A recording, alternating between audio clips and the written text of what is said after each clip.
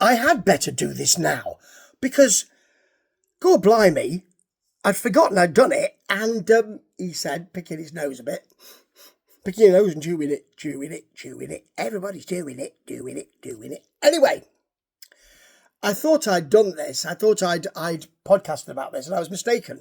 This is NAWA, Out of the Carolinas, longest running episodic TV programme in the Carolinas area.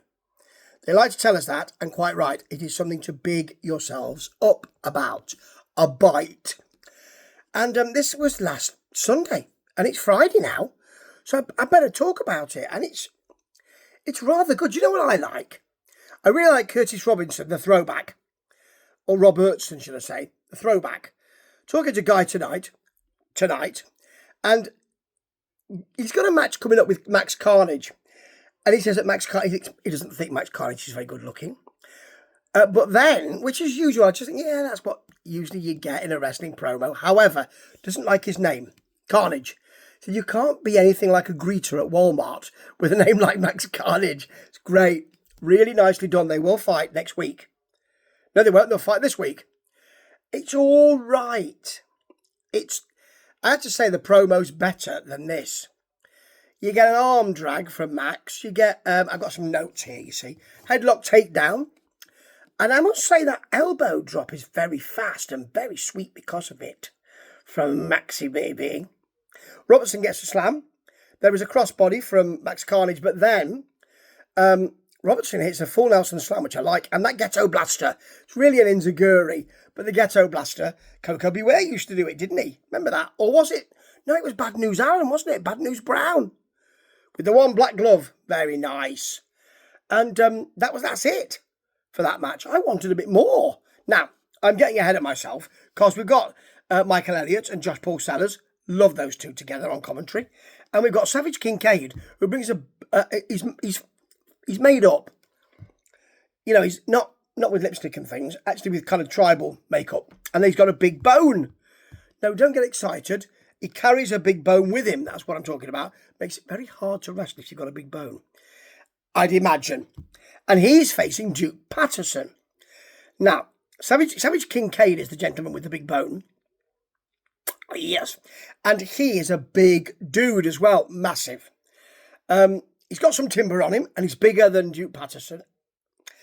And he doesn't just slam Patterson, he decides to bite him. Patterson comes back with some stomps and a cannonball, which is very nice, actually.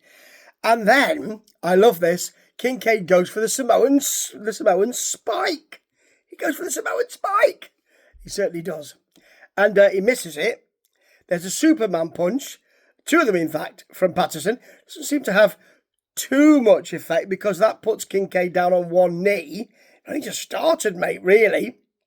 But then Kincaid picks him up and Samoan spikes him. For the pin. Great. And I showed you exactly how it felt. There you go. Now, Dante Khalifa is in. The Dante Khalifa. He's very happy that Guy tonight, calls him that, gives him the big build-up. He's not happy, though, when he's facing Thomas Extreme, the cardio machine, Thomas Extreme, because he's not given the attention he deserves, so he decides to take matters into his own hands. And what he will do is he'll go on the mic and tell us how wonderful he is. Well, he's all right, you know. Now, the funny thing is that Michael Elliott, when Thomas Extreme, I mean, obviously, Khalifa's going to get booed if he's telling people that he doesn't like them, but, or creating fuss, you know. But Thomas Extreme is introduced, and there's a mixture of cheers and boos, and as Michael Elliott says, the fans clearly behind Thomas Extreme. They're not, though. They're not clearly behind him. Some of them are behind him. Some of them aren't quite sure, and some of them are booing. Strange, isn't it? You see, when you change people from heel to, or they're tweeners, sometimes you're going to get that, aren't you? Yeah. Now, they have two rings here, so it's like a War Games thing. We'll see that in coming weeks, I suppose. So there's enough room to smack other people's heads onto other rings and that kind of thing, you know. There's a choke in the ropes from Thomas Extreme, and a 619, which is nice. I like that. Door stomp off the top, that looks good. Carnage is out. Then you can't be a greeter at Walmart. If you call that, you can't. You simply can't. And he distracts Thomas Extreme, and who's on the top at the time when he comes out. And Khalifa picks up the pin. It's a bit of a shame, because these matches, certainly the Carnage versus Robertson, can't be a greeter at Walmart. No, not with that name. And the Khalifa versus Extreme, can't be a greeter at Walmart with that name. Extreme. Nobody wants to be a greeter at Walmart if they call it Extreme. I don't want to walk into Walmart and be greeted by Mr. Extreme. Blimey. And he came there to do some shopping. Anyway, those two matches, and certainly not Carnage, blimey. And he come to pick up some olives. Those two matches are too short. Too short. The first one with Duke Patterson and Savage Kincaid. Very nice. Is longer, and I like that. But you need to give more time to the other two, because those people involved can really wrestle, all four of them. And I wanted to see more, which is a good thing, isn't it?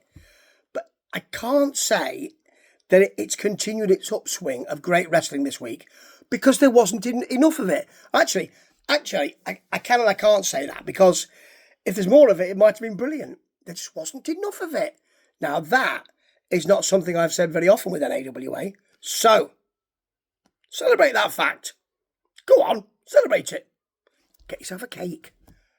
Ta-ta.